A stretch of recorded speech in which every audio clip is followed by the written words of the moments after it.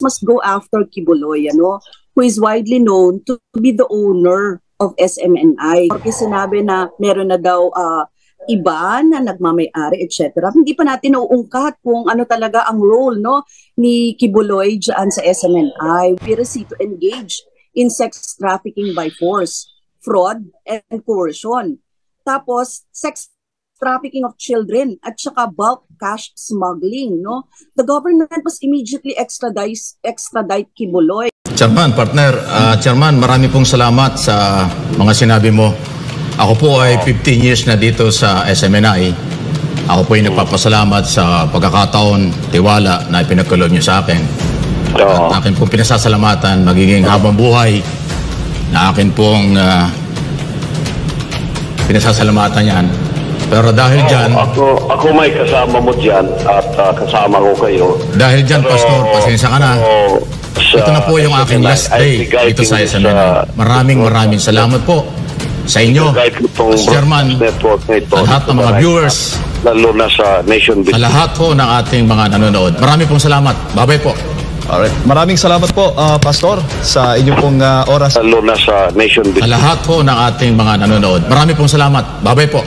Alright. Maraming salamat po, Pastor, sa inyong pong oras at panahon sa... Mel Mantilla Mero. Pastor, mukhang pinahiya mo si Sir Mike sa TV. Opinion po niya yun. Programa niya, dapat opinion niya po yun. Matagal na po ako nakasubaybay sa programa ni Sir Mike. Pati ako nasaktan sa sinabi niyo po.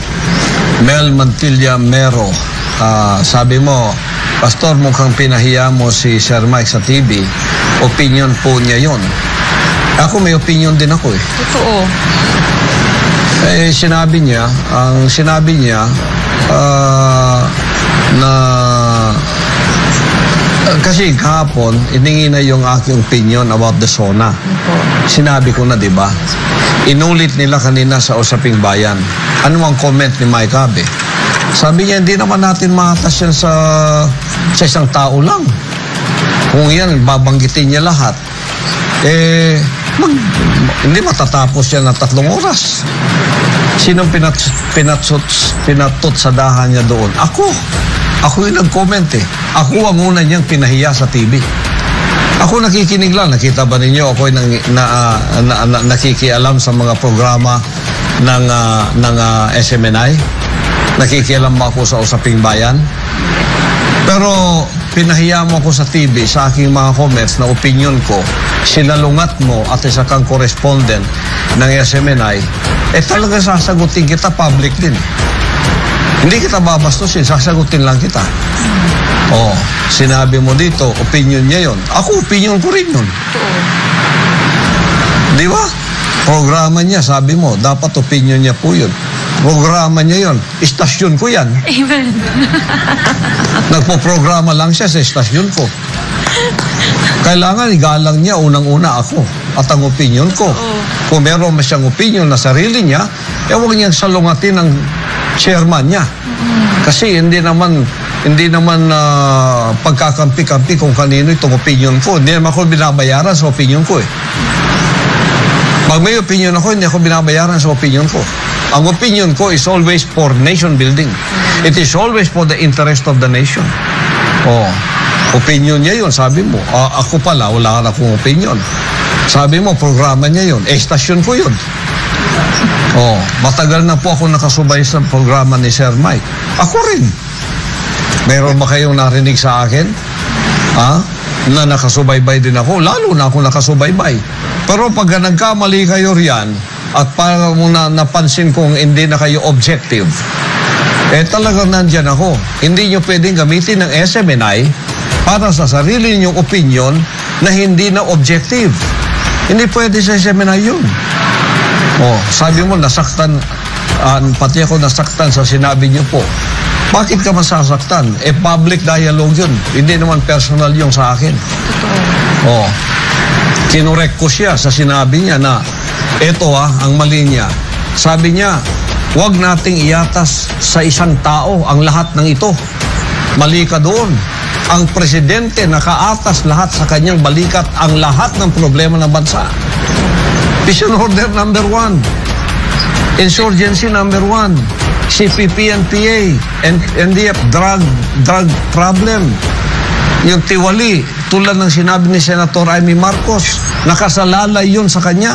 Mali ka doon, Mike Abe, na hindi natin pwedeng yata sa isang tao. Bakit? Isang tao ba lang itong ordinaryo? Isang tao yan na binoto ng 31 million at siya'y ginawang presidente para harapin ang lahat ng problemang ito, Mike Abe. Matagal tayong magkaibigan. Correspondent ka dyan. Matagal ka na riyan. Hindi ako nakikialam sa mga sinasabi mo. Basta matuwid. Pero sinasabi mo, nandiyan naman ang Armed Forces of the Philippines para sa insurgency, CPP and PNDF. Gagalaw ba yan kung walang maliwanag na utos ang ating Pangulo? Kasi siya ang Commander-in-Chief. Gagawa ba yung pulis kung hindi sila backup ng presidente? Pati yung PDEA. Gagawa ba yan kung hindi maliwanag ang mga utos ng ating Pangulo? Ang template natin sa Pangulong Duterte, maliwanag ang kanyang utos sa kanyang mga ahensya. Kaya malakas ang loob nilang sumugpo. Huwag mong sabihin na, iatas na lang natin sa Armed Forces yan. Inaalis mo ang kapangyarihan ng Pangulo eh. Ginagawa mo siyang ordinaryong tao eh. Hindi pwede ang comment na ganun. Kaya sinabi ko sa iyo, linawin natin ito, mali ka doon. Public dialogue ito.